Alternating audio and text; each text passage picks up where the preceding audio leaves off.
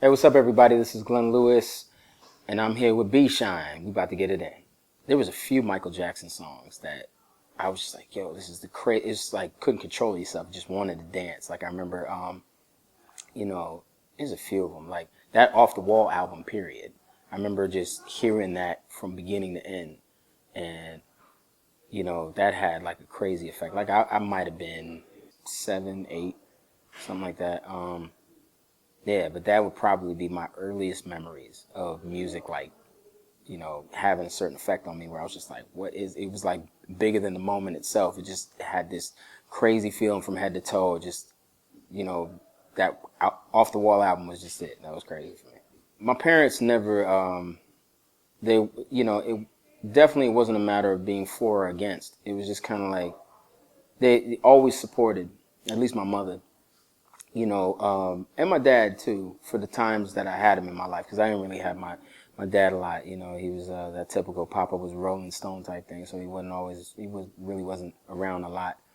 It was an opportunity to explore and just get into, or tap into like different sides, creatively. Like you always staying true to yourself as an artist, but it was like, there was always room to challenge yourself, and I loved that. Like early on, two things that always used to like that was like an outlet for me was like hoops, like playing ball.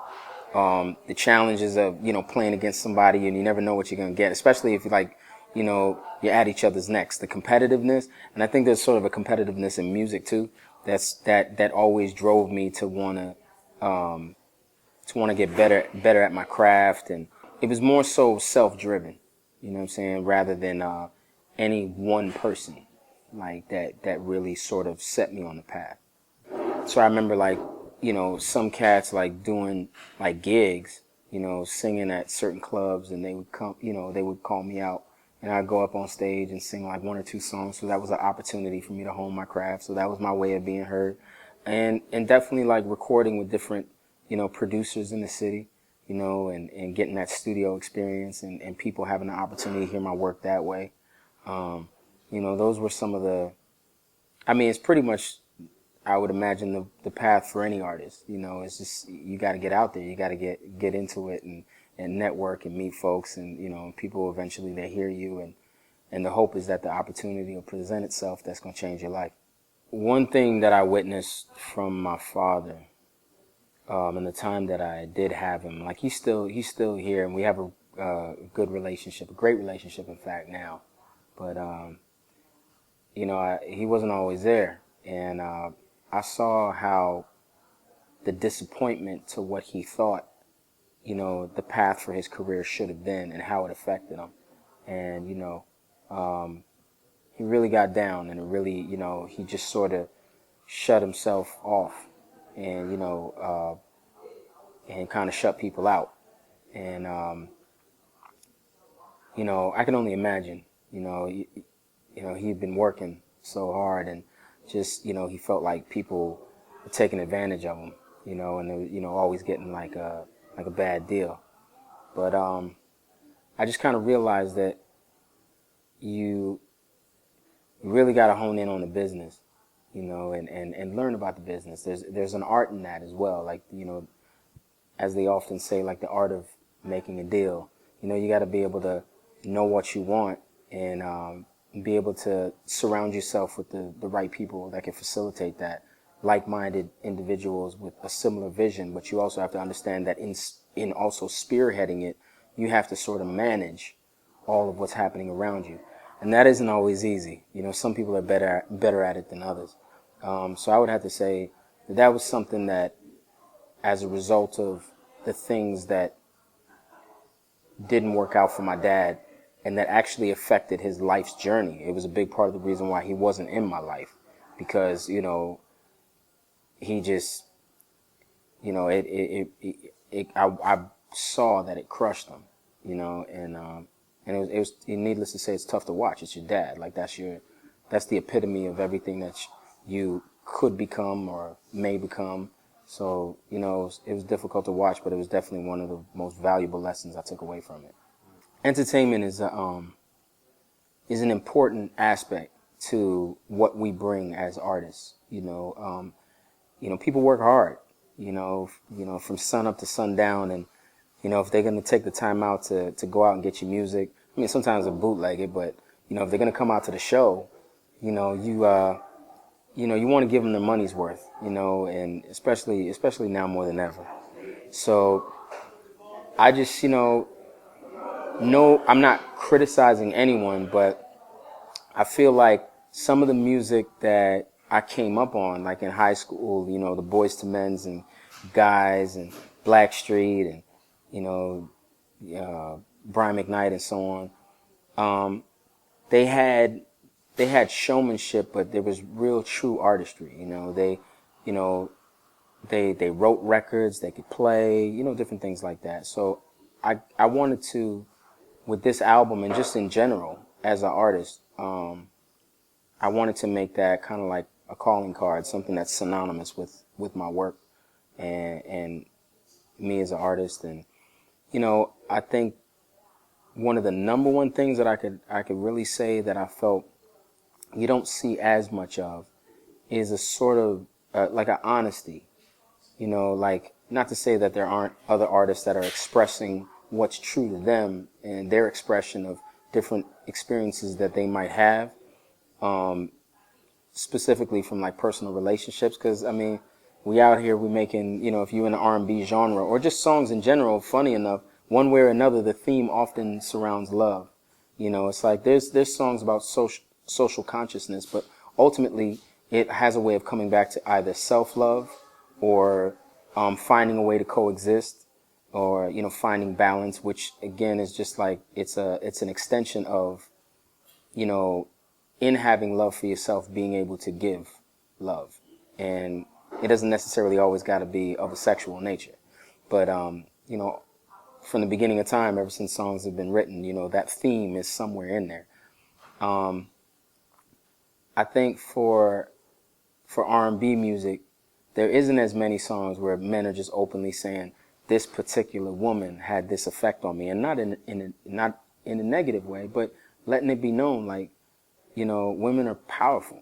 You know what I'm saying? Their sexuality, their intelligence, their whole energy.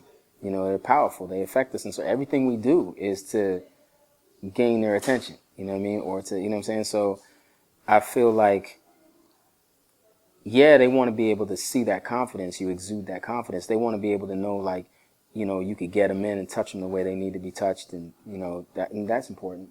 But they're gonna need somebody that's not gonna be the be all and end all. They're gonna need somebody that can communicate with them and listen.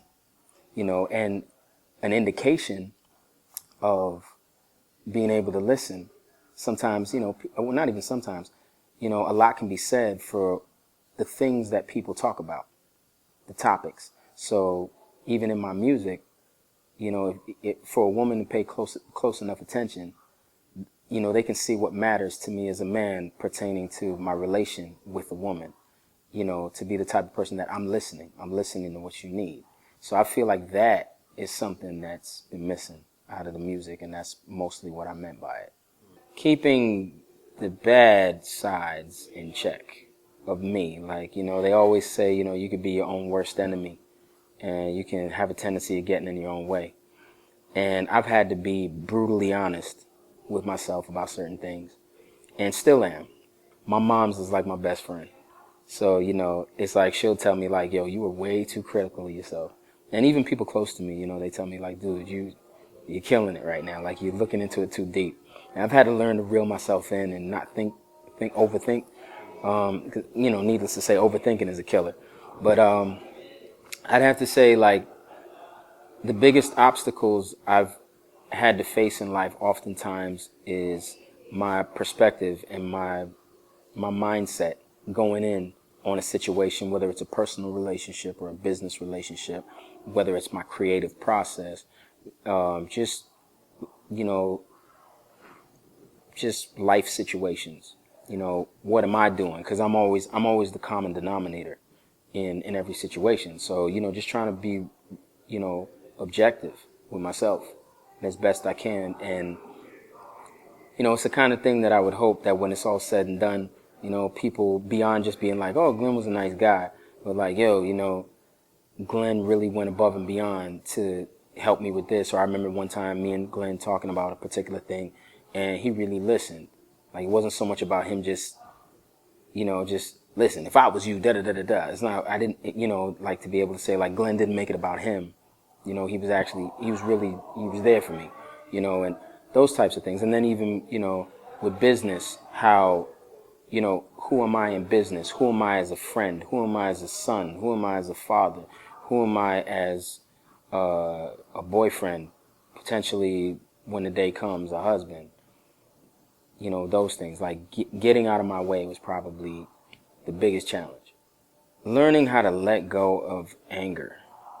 Because sometimes, offense is a funny sort of thing. You can personalize a thing and, feel offended by something somebody did. Or somebody might be offended by something that you do. You didn't intend to. And you didn't mean for it to be that way. And it doesn't matter. Because they were offended or you were offended. The important thing is to be able to get to a point where, prioritizing in life. Is it really that serious? Like, yeah, there's some people that's going to, they'll do certain things where it's like unforgivable. But for you to internalize it in a way where you just can't let it go, it has a way of blocking the blessings in life. It's like, it's like drinking poison and expecting the other person to be affected by it. Like, anger has a way of doing that. At least that's how it's felt like to me. So, that's something I've learned to get over. I've learned to, like, even the most major mess ups or disappointments, because, the unfortunate truth about it is most people in life, they're gonna disappoint you at some point, or vice versa. You're gonna disappoint somebody at some point. But getting over like holding animosity in, and just being able to get to a point where it's like, you know what, water under the bridge, I'm gonna let it go. Or, if the opportunity presents itself to talk it out, you talk it out. But if not, you got to be able to let it go. You got to be able to live. The conversations I'll have from like my first album, World Outside My Window, and certain songs, needless to say, the one that I've gotten the most reaction from is Don't You Forget It. And I've had people talk to me about their daughter being sick and what that song meant to them at that time, or them having to take care of their grandparents or something like that while working a job, or their boyfriend just died, and what that song did for them and how it helped, it kept them together, or what the album did.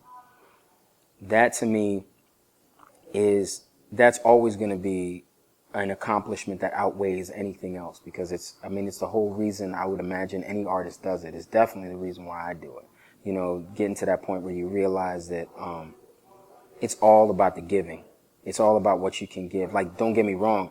Obviously, the perks of this job is amazing. It's hard work. People don't see that part, but the perks of the job is amazing. I get to travel and meet all kinds of new, interesting people, and I get to share my music with people and interact with people in a way that's so unique. You know what I mean? That not everybody gets a chance to experience that. So I feel blessed that way. But definitely the greatest reward is people identifying, relating to your music, and feeling a release or empowerment or healing from the music that I make. I definitely love to let everybody know to reach out to me on Twitter at Being Glenn Lewis, BEING, Glenn with 2 N's. On Facebook, the fan page is Glenn Lewis #4 Real. The official website is glennlewisofficial.com. And Instagram is the same as Twitter, Being Glenn Lewis. So if y'all want to check me out for like shows, tours, whatever, just to say what's up, that's where I'm at. So,